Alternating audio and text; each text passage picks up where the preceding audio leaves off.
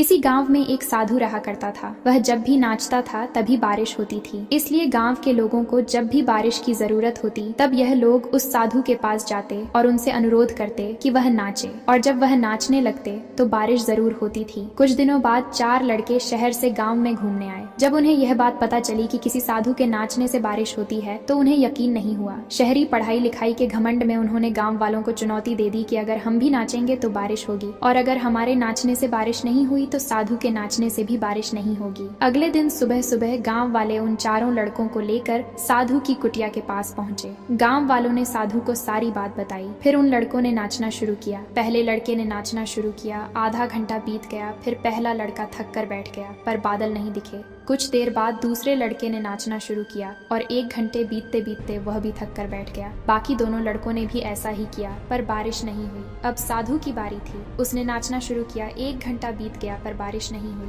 साधु फिर भी नहीं रुका, वह नाचता ही रहा। नाचते नाचते 2 घंटे बीत गए पर बारिश नहीं हुई। 4 घंटे बीत गए पर बारिश नहीं हुई, लेकिन साधु तो रुकने का नाम ही नहीं ले रहा था। धीरे धीरे शाम ढलने लगी कि तभी बादलों की गड़गड़ाहट सुनाई दी और थोड़ी देर बाद जोरों की बारिश होने लगी। ये देखकर 4 लड़के दंग रह गए और तुरंत साधु से क्षमा मांगी। फिर 4 लड़कों ने साधु से पूछा, बाबा भला ऐसा क्यों कि हमारे नाचने से बारिश नहीं हुई और आपके नाचने से बारिश हो गई? साधु ने उत्तर दिया, जब मैं नाचता हूँ तो 2 बातों का ध्यान रखता हूँ।